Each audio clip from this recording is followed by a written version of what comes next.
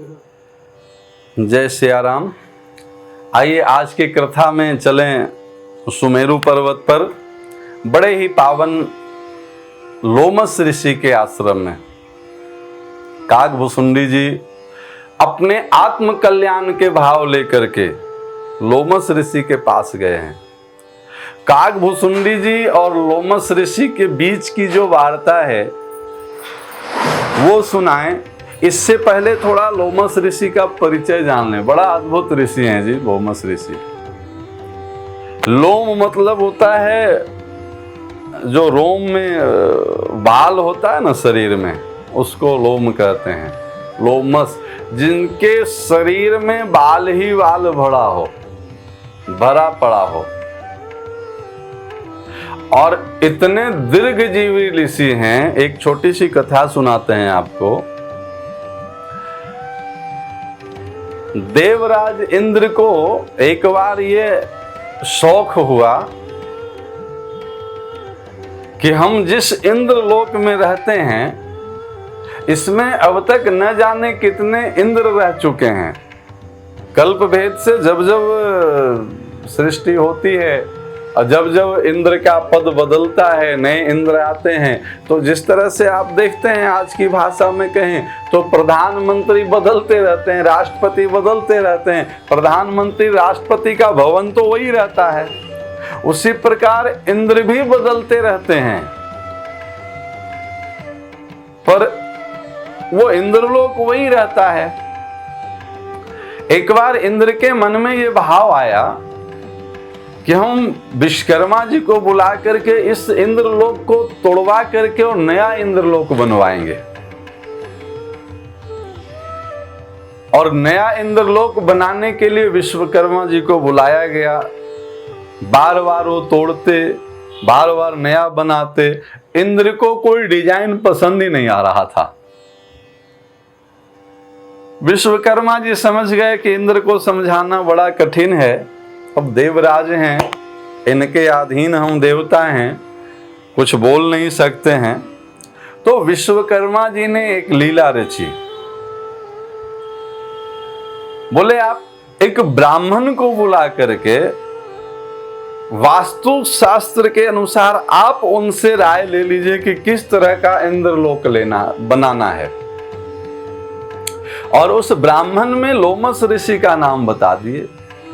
देवराज इंद्र के द्वारा लोमस ऋषि को बुलाया गया, उनका स्वागत सत्कार हुआ। बोले आप हमें बस ये बतला दीजिए कि हमें किस तरह का नया इंद्रलोक बनाना चाहिए जो सर्वोत्तम सर्वश्रेष्ठ हो, और इसके बदले आप जो चाहिए सो मांग ले लीजिए। हम देवराज इंद्र हैं, आप जो मांगेंगे सो हम दे सकते हैं। आप चाहें तो दीर्घजीवी होने का वरदान ही मांग लीजिए हमसे। आप ऋषि हैं, भौतिक संपदा अगर आपको न भी चाहिए तो दीर्घजीवी होने का ही वरदान मांग लीजिए। बोलते बोलते देवराज इंद्र बोले कि ऋषिवर आपकी उम्र क्या है? लोमस ऋषि बोले कि मेरे उम्र का तो मुझे भी पता नहीं है,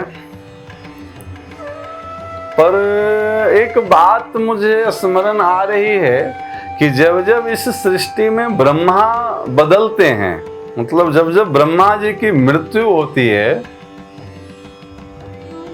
तो संसार में जब किसी की मृत्यु होती है तो लोग भद्र होते हैं ना, अपना बाल कटवाते हैं।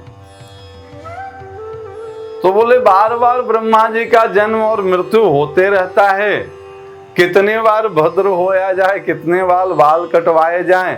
तो जब जब ब्रह्मा की मृत्यु होती है तब तब उनके स्मरण में हम अपने शरीर का एक बाल तोड़ करके गंगा जी में, समुद्र में विसर्जित कर देते हैं। बस ये देखिए हमारे सीने का इतना दूर का बाल अभी तक जो है सो उड़ गया है। मतलब इतने बाल हम ब्रह्मा के स्मृति में विसर्जित कर चुके हैं। इतने दीर्घजीवी हैं कि उनके एक दिन में ब्रह्मा बदल जाते हैं। बोले अब ब्रह्मा तो रोज रोज जन्म लेते हैं, रोज रोज मरते हैं, तो अब कितने ब्रह्मा की मृत्यु पे कितने भद्र हुआ जाए, तो बस एक बाल उनके लिए श्रद्धा से हम रोज विसर्जित कर देते हैं। इतने दिन की मेरी आयु है।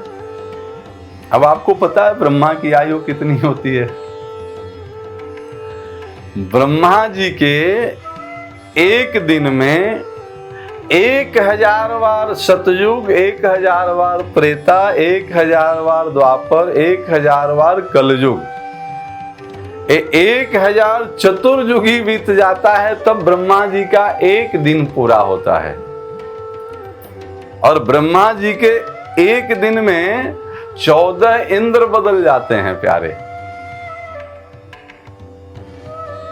और ऐसे ब्रह्मा जी का रोज जन्म होता है, रोज मृत्यु होती है लोमस जी के एक दिन में। मतलब लोमस जी के एक दिन बराबर एक ब्रह्मा की आयु, तो ब्रह्मा की एक दिन बराबर 1000 चतुर्युगी, और फिर इतने ही बड़ा एक रात, और ऐसे करके 100 वर्ष की आयु होती है ब्रह्मा की। और इतना बड़ा लोमस ऋषि का एक दिन होता है। इंद्र भगवान को बोले कि बस अभी तो थोड़ा सा बाल हटा है ब्रह्मा की याद में, बस विसर्जित किए हैं, अब अनुमान लगा लो कि मेरा उम्र क्या होगा। इंद्र भगवान बोले कि जब इनके एक दिन में ब्रह्मा ही बदल जाते हैं, और ब्रह्मा के एक दिन में 14 इंद्र बदल जाते हैं, तो इन लोमस ऋषि के आयु की अनुमान भला इंद्र क्या लगाएं। अब ये लोमस ऋषि को इतना दीर्घ जीवन मिला कैसे? अद्भुत बात है। तो ये बड़े श्रद्धा भाव से नित्य ब्राह्मण की सेवा पूजा करते हैं और नित्य ब्राह्मण की चरणामृत लेते हैं। ये ब्राह्मणों की पूजा करने से लोमस ऋषि को इतनी बड़ी दीर्घायु प्राप्त हुई है। इसकी भी एक सुंदर सी कथा है, कहां से ये दीर्घायु से प्राप्त हुई। लोमस ऋषि को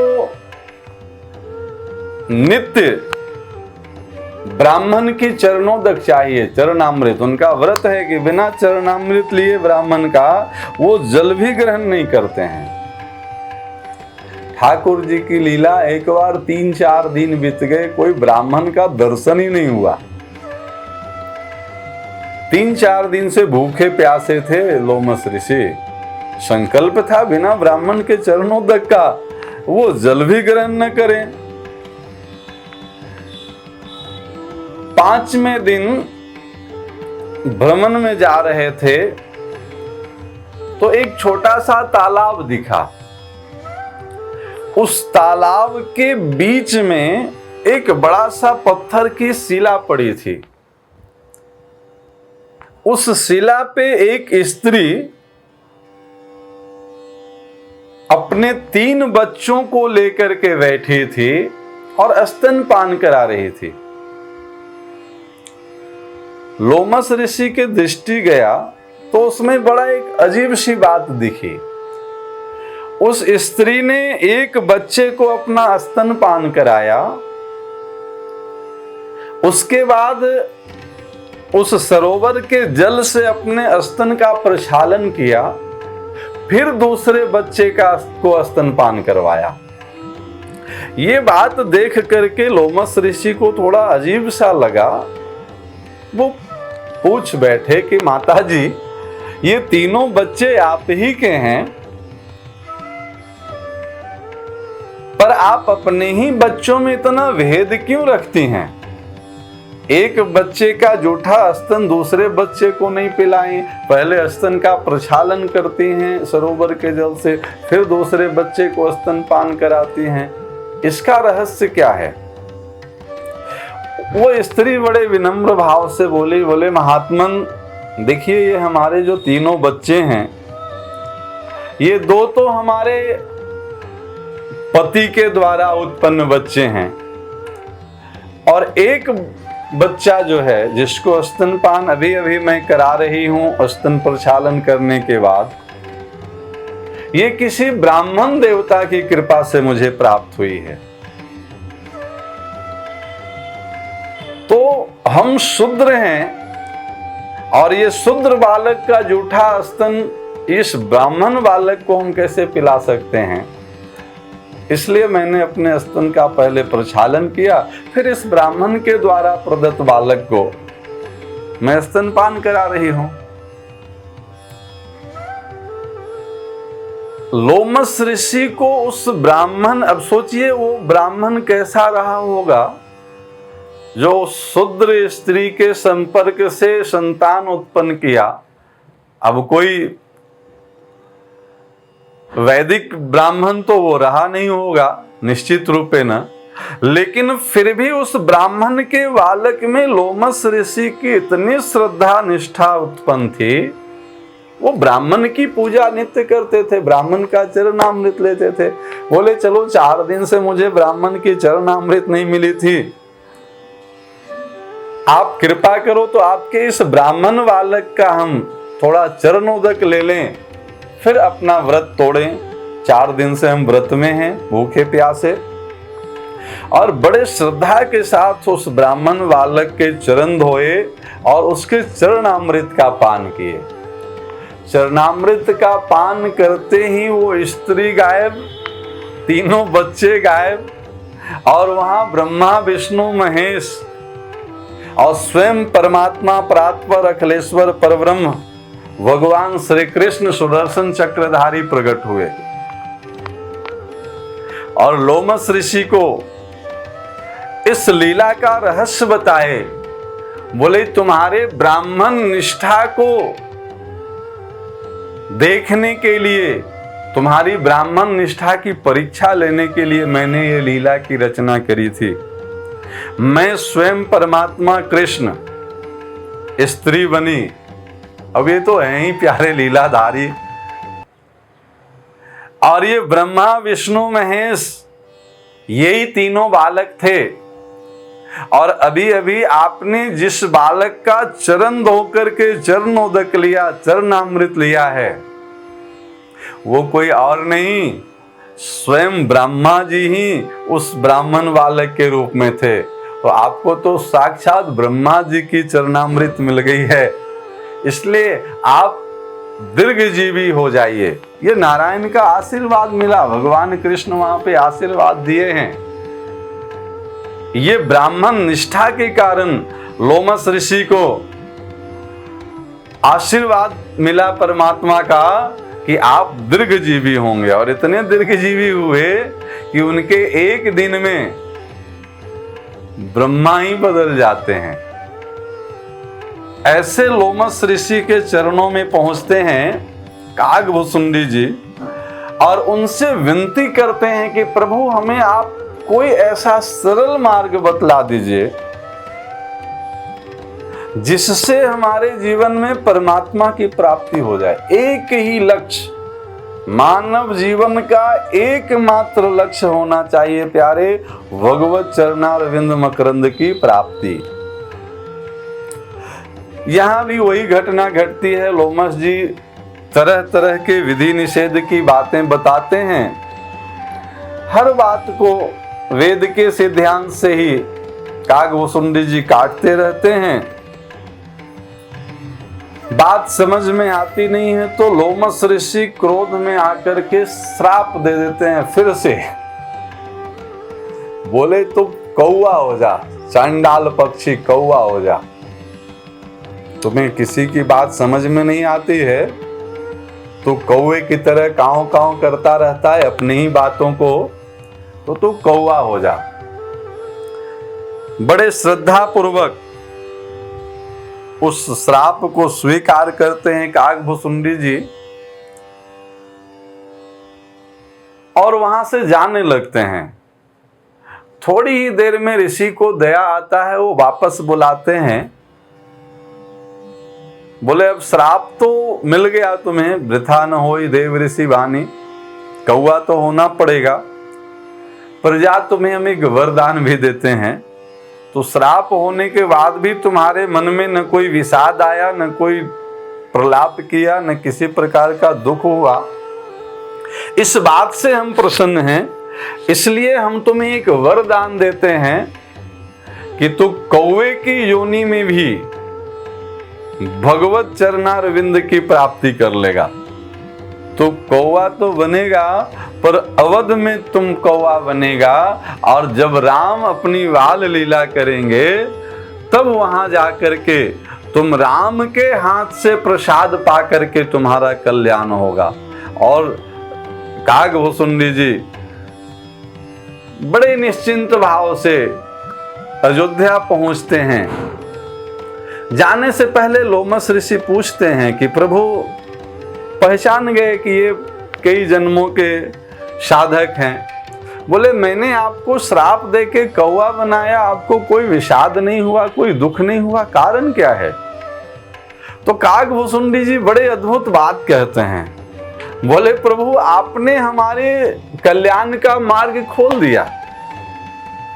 जब हम मानव शरीर में रहते थे और भगवान बाल लीला करने आते थे तो हम बड़ी मुश्किल से उनका दर्शन कर पाते थे, छुपते छुपाते रहना पड़ता था। अब क्या है, अब कौवे के रूप में रहेंगे और जब चाहेंगे तब जाके दशरथ जी के आंगन में राम जी के साथ विहार करेंगे, राम जी का दर्शन करेंगे। और होता भी है। उस काग को भाग को क्या कहिए, हरि हाथ से ले गए माखन रोटी। ठाकुर जी माखन रोटी पा रहे हैं और कागभूषुंडी जी उसी में से प्रसाद लेकर के पा लेते हैं। तो एक भक्त का दृष्टिकोण क्या होता है ये सुनिए। कागभूषुंडी जी को कौवा बनना पड़ा, तब भी खुश हैं कि अब इस शरीर से बार बार परमात्मा का दर्शन होगा। और एक दूसरे तरफ जटायु जी का पंख कट जाता है। किसी ने उनसे पूछा कि आपकी पंख कट गए, आपको कोई दुख है क्या इस बात का? बोले काहे का दुख प्यारे, जब हमारे पास पंख थे तो हमारी जिम्मेवारी थी परमात्मा तक पहुंचने की। अब पंख कट गया मेरा, अब परमात्मा की जिम्मेवारी बनती है कि वो चल करके मेरे पास आए। और इतिहास साक्षी है कि जटायु जी जहां थे वहीं पे रहे। स्वयं श्री राम चल करके जटायु जी के पास गए और जो गति दशरथ जी को वो नहीं प्रदान कर पाए, वो जटायु जी के लिए अपने गोद में लेकर के आंसू बहाए, उनके सारे कर्म किए, उनके निमित्त तर्पण किए। तो ऐसे सुंदर भाव होते हैं, जिस भाव में रखिए प्रभु हम आपके हैं, आपके रहेंगे, हे प्रभु हम आपको भूले नहीं, इसी भाव के साथ मानव जीवन को सार्थक करें। धन्यवाद। जय सिया राम, जय श्री राधे।